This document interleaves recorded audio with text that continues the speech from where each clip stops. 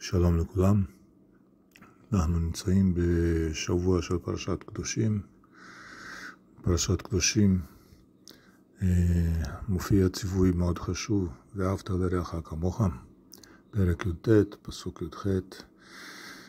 הרבי מביא בשיחה, בליקוטי שיחות כרך י"ז עמוד 215, נקודות חשובות מאוד בקשר לציווי הזה. שיחה ארוכה עם הרבה הערות, אנחנו נביא כמה דברים קטנים מתוך השיחה. הרבי שואל, יש ציווי כזה של ואהבת לרעך כמוך, שזה אהבת ישראל, ויחד עם זה יש עוד ציוויים אחרים בתורה, כמו איסור גזל ואיסור גניבה. אז הרבי שואל, לא מספיק המצווה של ואהבת לרעך כמוך? אם אדם מקיים את המצווה הזאת של לאהוב את חברו, אז בוודאי שהוא לא יגזול ממנו ולא יגנוב ממנו. אז למה צריך את המצווה של ואהבת לרעך כמוך, וגם כן את המצווה של גזל וגניבה וכו', כל המצוות של בן אדם לחברו? והתשובה שהרבי מביא שמה זה שרש"י במקום מביא בשם רבי עקיבא, זה כלל גדול בתורה. אוקיי, אז אנחנו מבינים שזה כלל גדול בתורה, ואהבת לרעך כמוך, והציוויים האחרים, גזל, גניבה וכו', הם פרטים מתוך הכלל הזה. אז בסדר, אנחנו יודעים שיש עוד מצוות כאלה, כלליות ועוד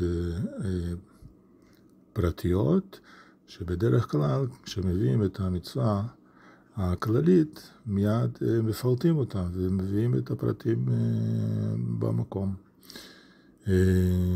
וכאן יש לנו צד שונה,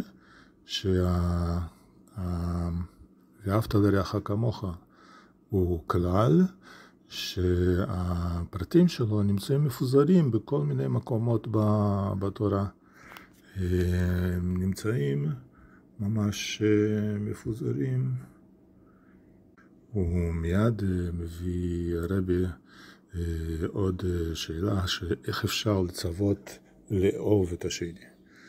איך אפשר לצוות ככה ואהבת לרעך כמוך, ולא רק ואהבת לרעך אלא כמוך, כן? והתשובה היא בעניין הזה שזה כלל גדול בתורה, והכלל הזה מורכב מפרטים, וההבדל הוא בזה שכל הפרטים שמפוזרים בתורה בכל מקום ומקום הם הציוויים המעשיים, אותם אנחנו צריכים לדאוג, לא לגזול, לא לגנוב וכו' וכו'. והציווי של ואהבת לרעך כמוך הוא יוצא ממילא, כן?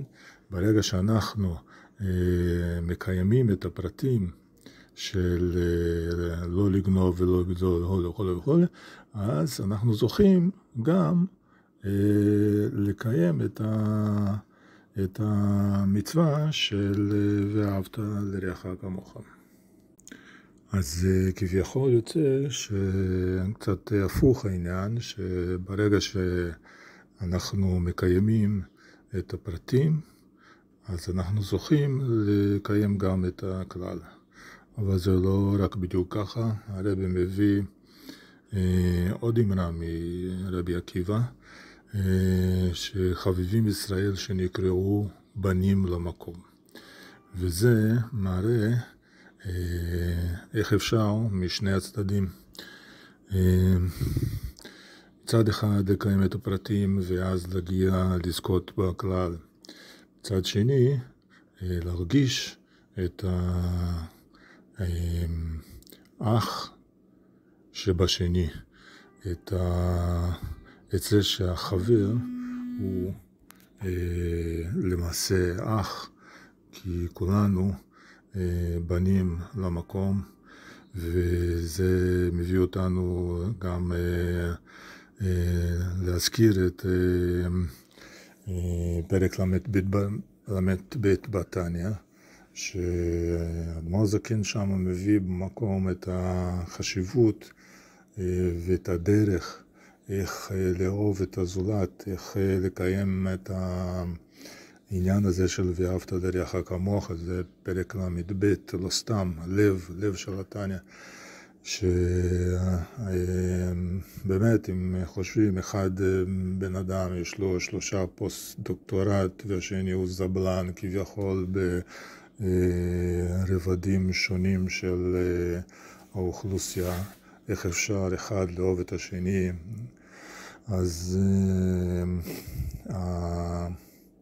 האדמו"ר הזקן מביא שם דבר נפלא, שהדרך היחידה להגיע לזה זה בהכרה שמצד הנפש כולנו בנים לקדוש ברוך הוא, ורק ברגע שאנחנו מתבוננים בזה ומבינים שאנחנו ממש אחים, כולנו בנים של הקדוש ברוך הוא,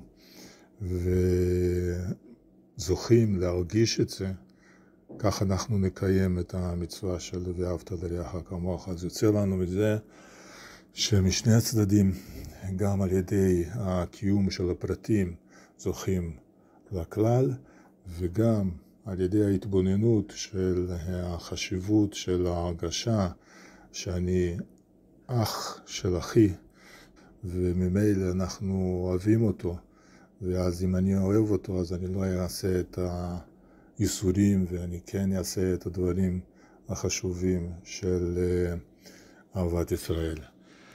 השם יעזור ונזכה כולנו לקיים גם את הכלל וגם את הפרטים של מצווה חשובה הזאת.